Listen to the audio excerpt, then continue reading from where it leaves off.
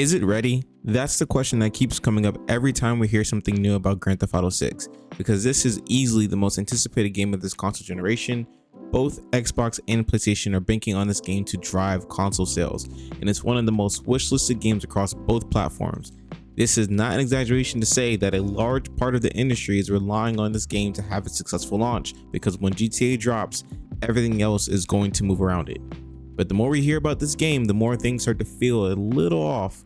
Originally, GTA 6 was targeting a late 2025 release, and then it got pushed all the way back to May 26. And now we're looking at November 2026. And delays aren't always a bad thing. Most of the time, it just means the game needs more time to reach the level that it's truly aiming for. But when you combine those delays with all the leaks we've seen over the past few months, the constant pressure from the outside and fans, and now there are recent reports of crunch coming out of Rockstar, it's starting to raise a different kind of question. And that question is not when the game is coming out, but what kind of condition is it going to be in when it finally does come out. Because I think most people are ready for GTA 6 at this point. We've been waiting for a very long time. I'm just not sure the game is ready for us at this point. And that's a problem nobody really wants to talk about. Welcome back to The Corner, or if you're new here, hi, my name is Stu. I'll talk about the games I'm playing, what's going on in the industry, and where all this is heading for us. If you're into real, honest conversations about gaming and not just a surface level rage bait talks, this is the place for that. So if that sounds like your kind of thing, consider subscribing to the channel and joining The Corner, because we're only getting started. Now, the idea of crunch in the video game industry isn't anything new. It's been a part of development for years, and some of the most critically acclaimed games that we've ever seen came out of crunch periods, like The Last of Us, The Witcher 3, and Uncharted 4. So just hearing that a game is going through crunch doesn't automatically mean it's going to fail. But I think that makes the situation different is how long and how turbulent the development of Grand Theft Auto 6 has been. When you start stacking delays on top of leaks and then add in reports of crunch toward the end of the development cycle, it becomes a lot harder to ignore.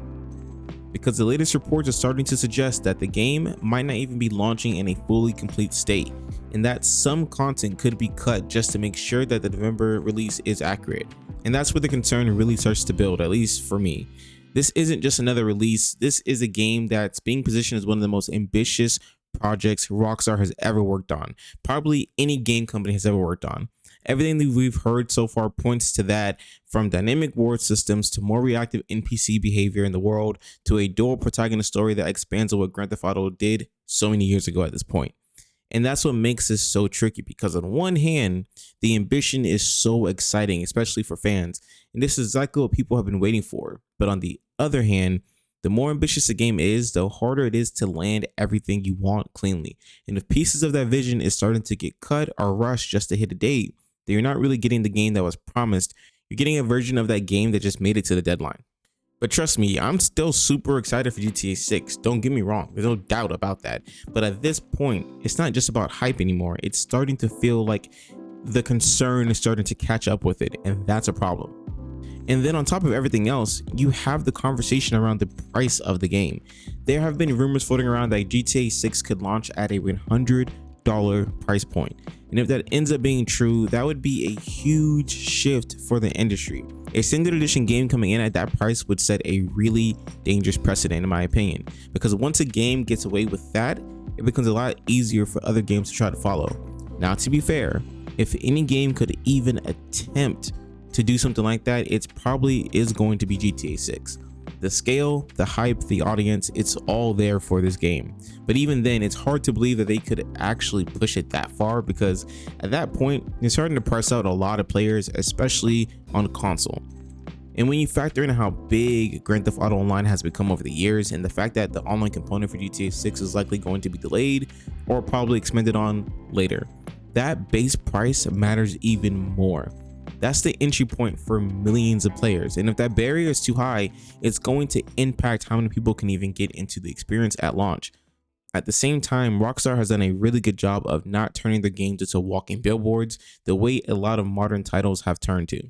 They've kept their worlds immersive without constantly pushing monetization in the face of the consumer, and that's something that people really respect. So it puts them in a weird position because they build up a level of trust with players, but a price jump like that would really test how far that trust goes.